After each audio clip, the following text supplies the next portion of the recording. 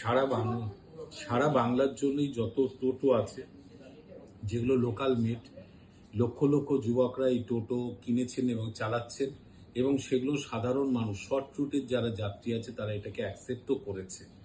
ফলে এই এত লক্ষ মানুষের জীবন জীবিকা এই টোটোর উপরে অনেকটা নির্ভর করছে।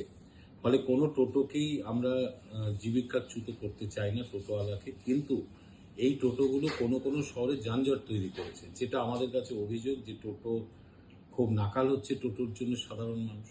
শিলিগুড়ি থেকে শুরু করে আপনার হাওড়া, বারাসাত, চুঁচুড়ো, আসানসোল, বর্ধমান, কল্যাণী, এগুলো টোটোর জন্য স্টেশন চত্বর, বাজার এলাকায় যানজট হচ্ছে। কারণ তারা কি, তাদের নিয়ন্ত্রণ করার জন্য যে পারমিট প্রথা, সেটা সেন্ট্রাল গভর্নমেন্ট যে ট্রান্সপোর্ট আইন আছে, মোটর ভেহিক্যাল অ্যাক্ট আছে সেন্ট্রালের, সেখানে আমাদের এই অধিকার দেয়নি যে তাদের পারমিট দিয়ে নির্দিষ্ট রাস্তায় পরিচালনা করতে পারি। ফলে টোটো কিনে যে কোনো জায়গায় যে কেউ চালাতে পারে।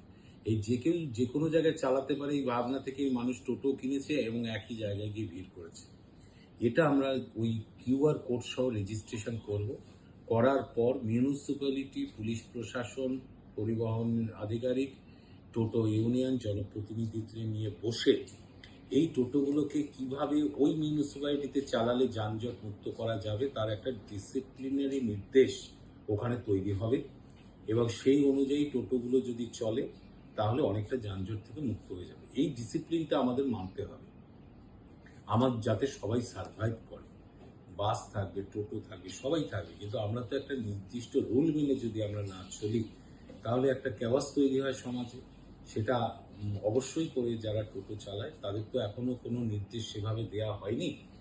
আমরা সেটা দিতে চলেছি খুব তাড়াতাড়ি।